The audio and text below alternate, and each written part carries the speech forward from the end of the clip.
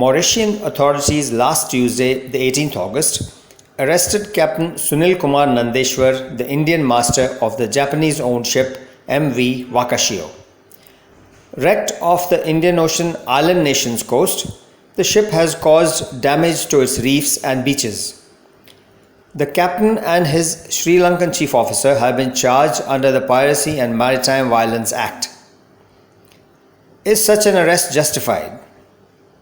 What would you say, we ask, to such continuing criminalization of seafarers, obvious human rights violations, and the desecration of rights of seafarers? The industry speaks up.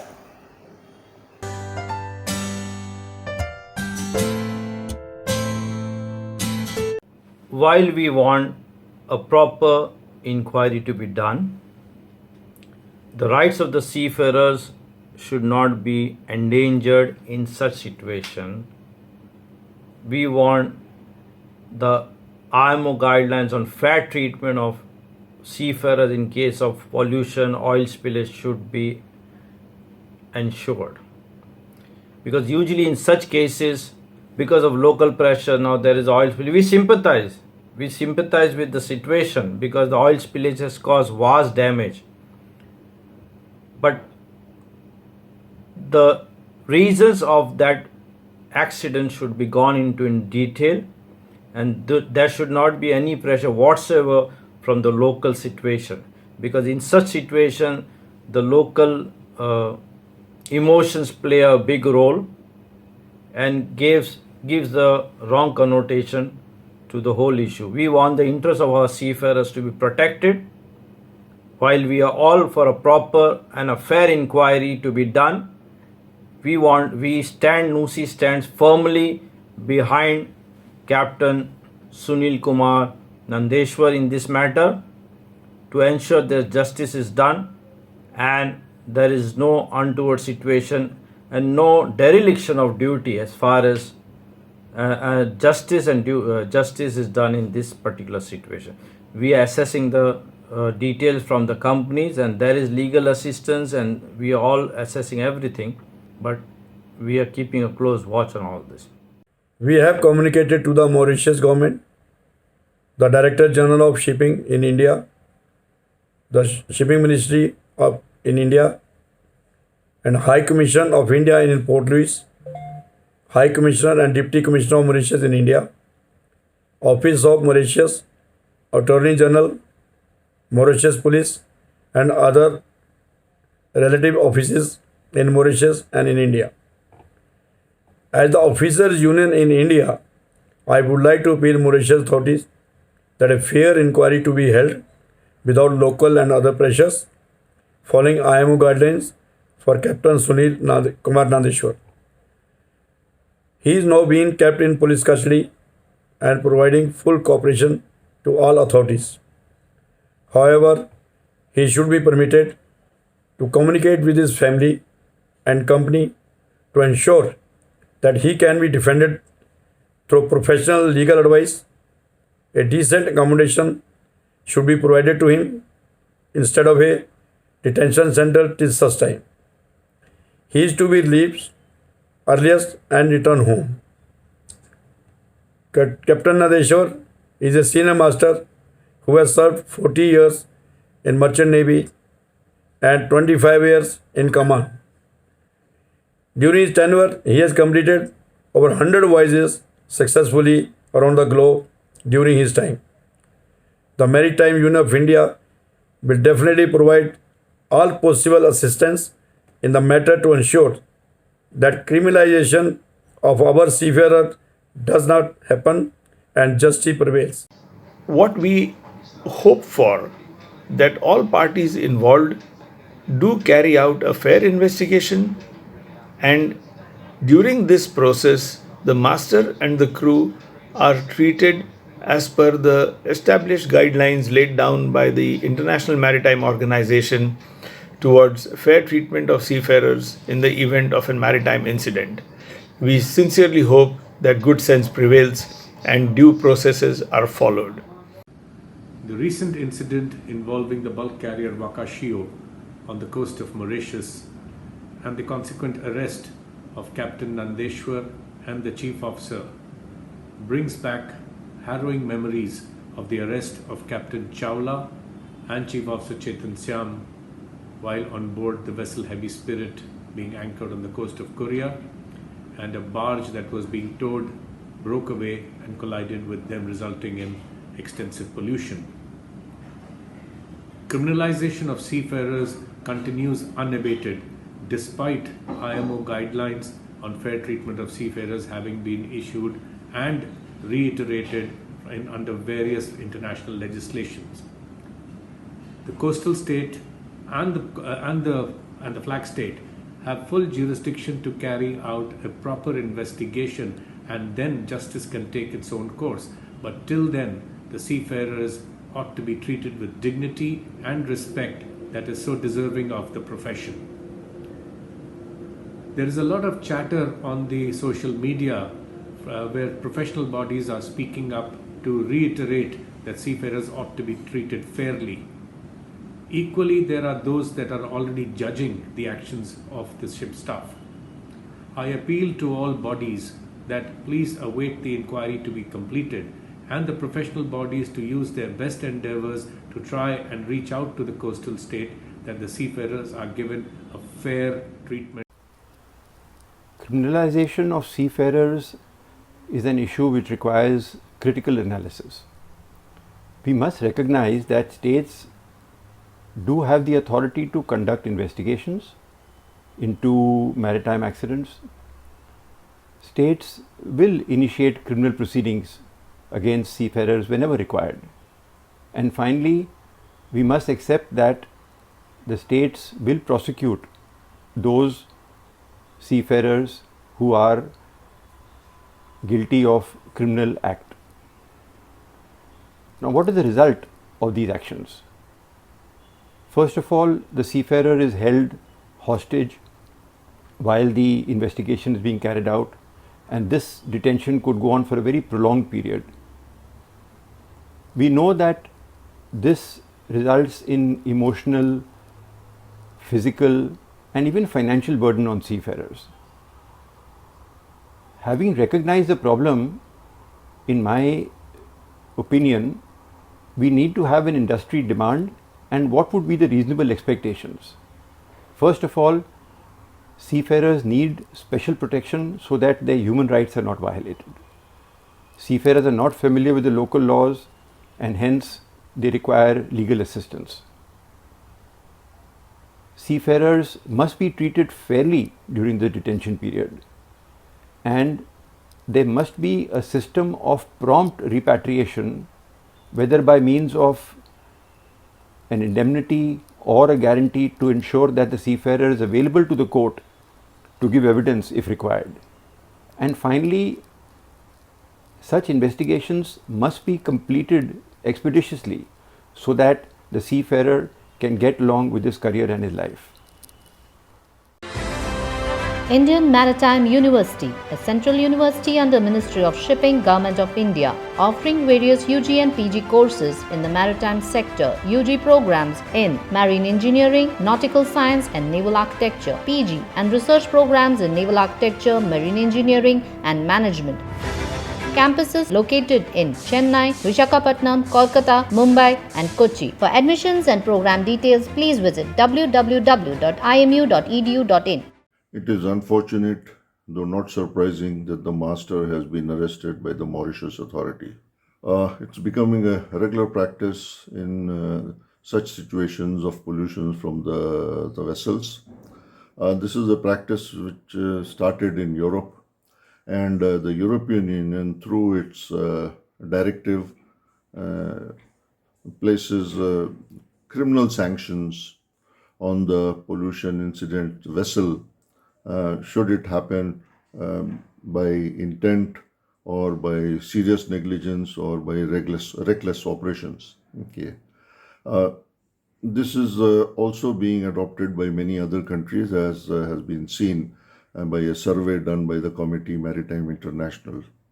Many countries, on the other hand, detain the senior shipboard staff to gain a better bargaining position, as we saw in our part of the world a couple of years back, or for the local consumption, for the local population who obviously are agitated because of this. I hope that IMO and the international community will work on it and will do something about it, especially trying to get a difference between the negligence in operations versus willful misconduct. Okay. I hope that eventually better sense will prevail and the senior officers would get released and come back to their respective countries. She ran aground on a reef, splitting up into two and causing a spill of almost 1,000 tons. Now, since the case is sub judice, what I'm sharing is my personal views and comments. We recently heard that the master and the chief mate have been arrested and the courts have denied bail to them. My view is their passport and CDCs can be impounded, but they need not be locked up or put up in a cell. Of course, they always have a provision of moving up to a higher court to demand their bail. However, in the meantime, it will be more humanitarian not to punish these people, because there has been no casualty apparently, except for the loss of property and the environment. So I think the authorities may like to consider more humanitarian approach and not criminalize our seafarers.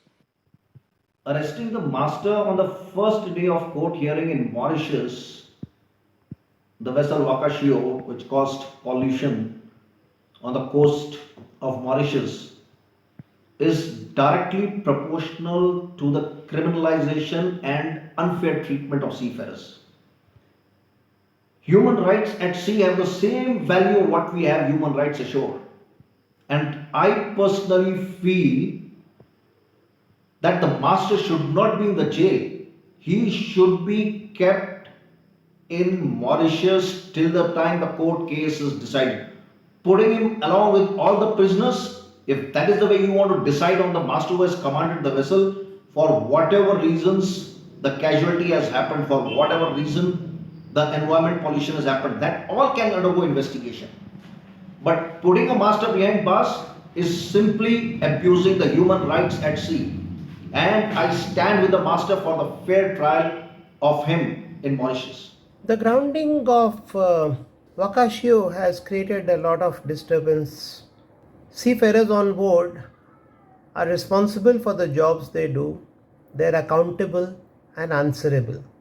The controversy that between human rights and criminalization of seafarers is an old story. Can seafarers really escape? If something goes wrong, then seafarers remain responsible and answerable for their acts of commissions and omissions. With the limited facts available, the ship has gone and run aground. She's broken, there's been an oil spill. With all due respect, seafarers need not be put behind bars. There are a lot of ways to hold them back till investigations are over. So, in my view, putting them in jail with criminals like it happened in the case of Erika is not fair.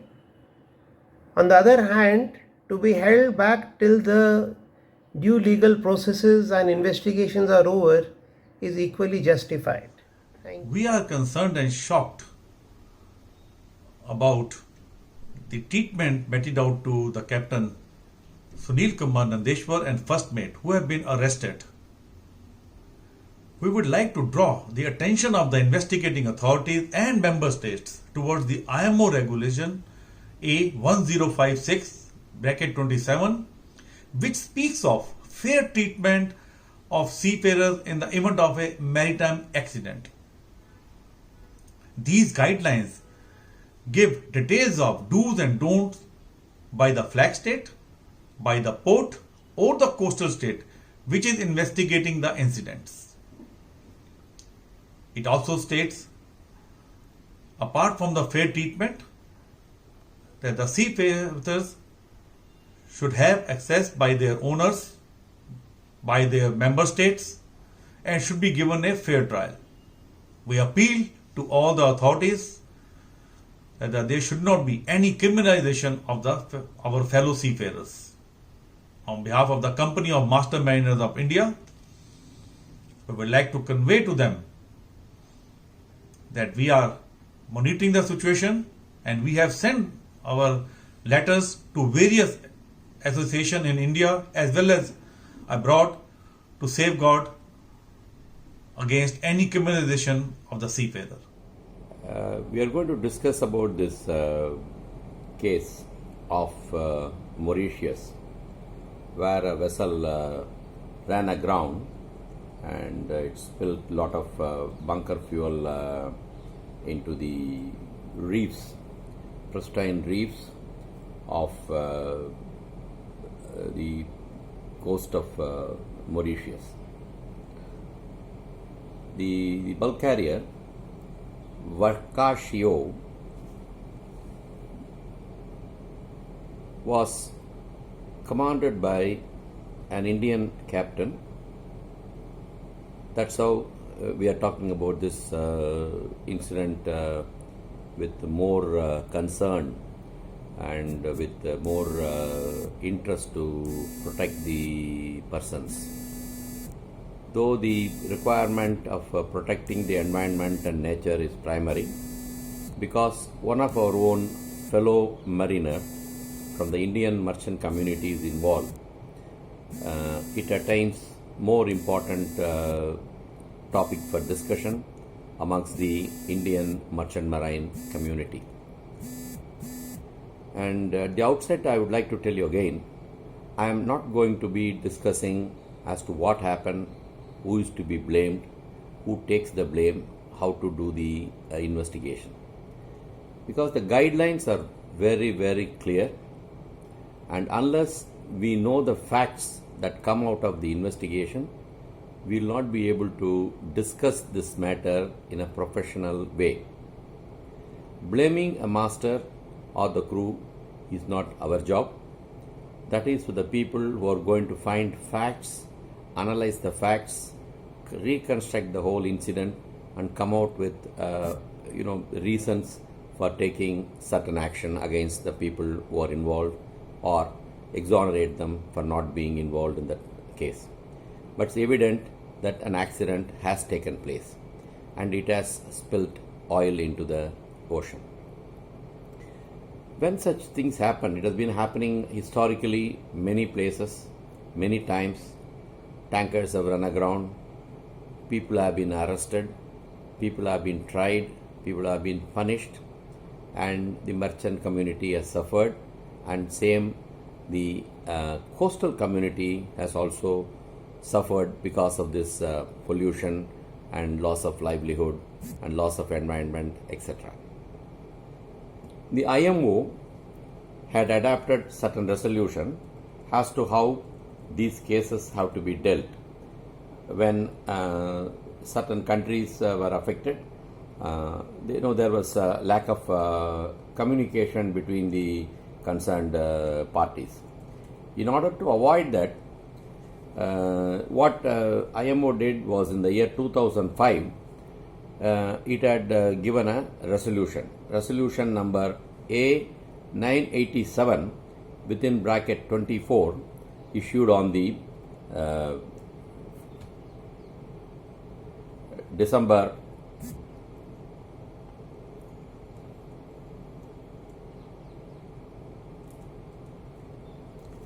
1st December 2005. And from 2005, many more incidents did take place, and still it was felt the matter was not handled properly by the players involved. So in 2011, IMO again gave one more resolution by way of A1056 within bracket 27 on the 30th of November 2011. The guidelines, these are all guidelines, mind you, because when an incident takes place within the territorial waters of a particular country, the country's rules and regulation and law takes priority over all other guidelines. It is entirely up to that coastal state how it would like to view this case. The international community can only intervene to a certain extent, explain to the coastal state, and try to mitigate the the harsh punishments, or discuss with the government to get the seafarer involved released from the clutches of law in that particular country. Since all coastal states do not have a uniform law to govern any of this criminal activity, because as we all know, the accident, even without an intention, a mens rea or a mental state to create the accident, is a tortious liability. All the pollution cases under the tort becomes strict liability. So when it becomes a strict liability, it attracts punishment. So we do not know what the laws of Mauritian state is going to do in this case. But however, the IMO guideline is very clear, and Mauritius, India, and the Panamanian state, these are the three players involved in this current scenario, are all signatory to this IMO conventions. So we hope that they will abide by these resolutions and conduct the inquiry and further case as per these guidelines. The main parties involved here is the port state or the coastal state, which has suffered the damage. Then, because a vessel has created this breach, the flag state is involved. In most of the cases, the flag state has got nothing much to do, because she will pass on the claim to the insurance company, and the insurance company will handle. The people present on board the vessel, they are the critical pawns in this game of making the claim from the insurance, and the coastal state has got two acts to balance. They also have got a media glare. They also have got public making hue and cry, public telling the state what to do, what not to do, the same way what we are trying to tell in our media and in our groups. The state that has suffered the loss also will try to find fault squarely on the people who are immediately available to them on board the ship. So it becomes a duty of the seafarer state to intervene and protect the seafarer's interest.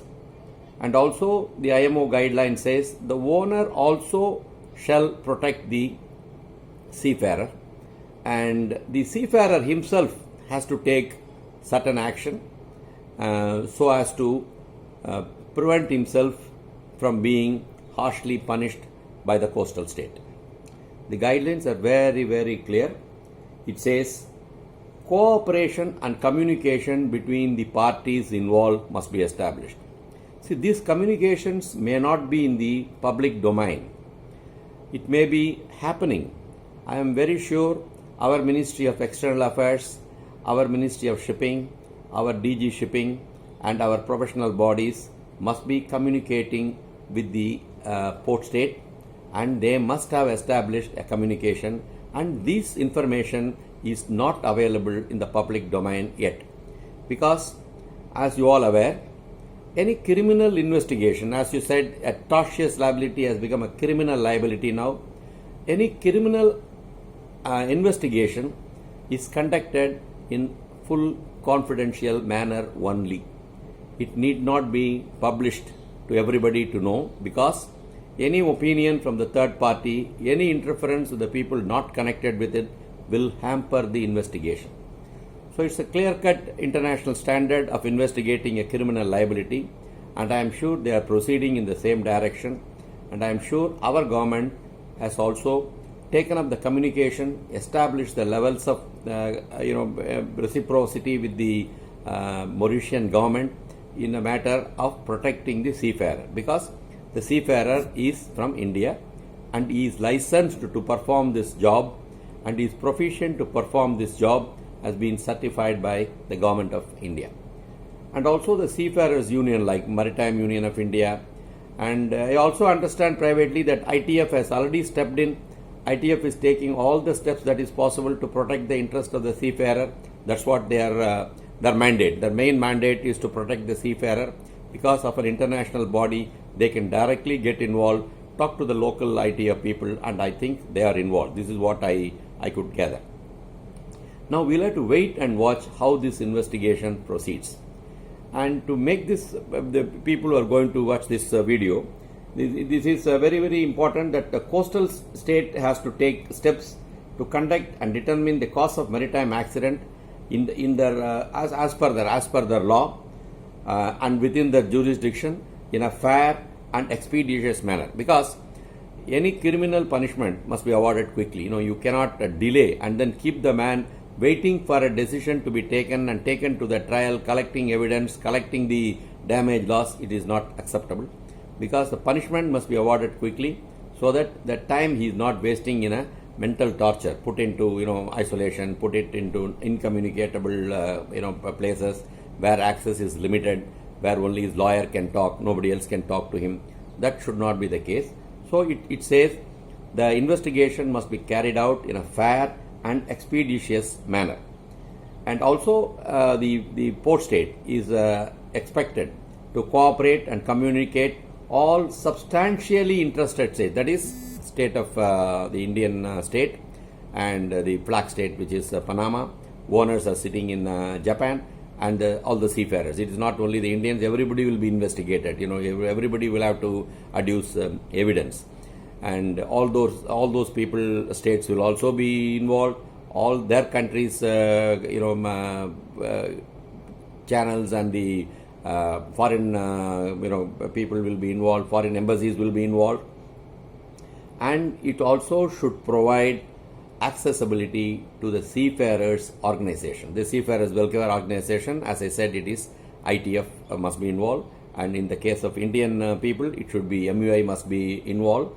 And also it says human rights of seafarers must be protected at all times. That is, he must be given access to legal advice, and also he must be treated fairly. He gets a good place when his investigation is going on. He is not bundled up with other hardcore criminals and kept in the lockup.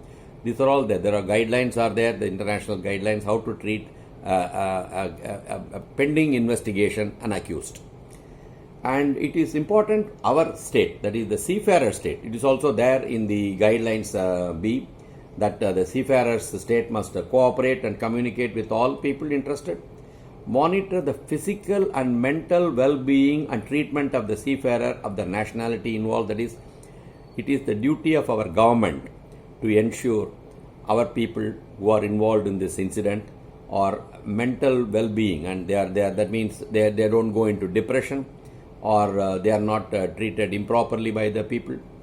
And you should also fund, the government should fund the repatriation of the national seafarers and assist in providing the national law and the service of process and return of the port of coastal state subject its jurisdiction who needed solely as witnesses, because at the moment all people will be treated only as witnesses. So the seafarer state can give a guarantee that these people will be produced at the time of requirement, and depending upon the friendly nature of the country between Mauritius and India, they can be back in India and produced in the court of Mauritius as and when required. It is possible. I think our government will be doing that in the right direction, and also make available to the seafarer right type of legal advice, because the case will be a personal case. It will be a case against X, Y, Z with the state of Mauritius, and since it's a criminal matter, that's how it works. So he can be given advice as to how to conduct himself during the investigation and during the subsequent trial. Such kind of assistance also goes from the seafarers state.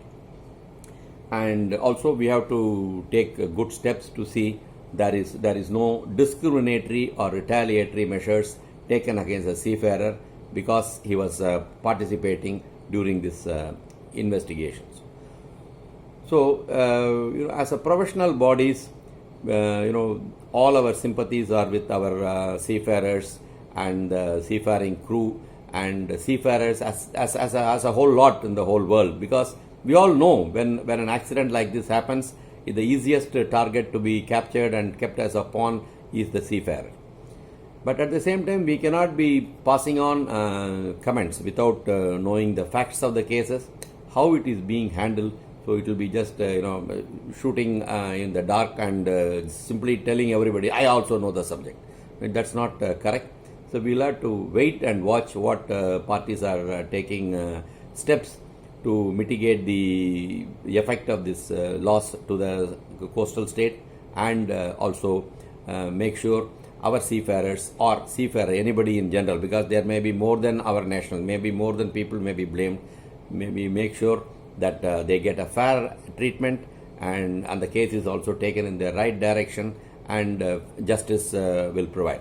We are more concerned about our seafarer, so we are worried, but at the same time we cannot be judges, we cannot be sitting in jury trial, or we cannot be conducting kangaroo courts in the media. So with this we pray and hope that everything settles down well. Our sympathies are with the coastal state for having suffered a huge loss. Our sympathies are with the master mariner and other crew of the vessel for having got into such a situation, unfortunately.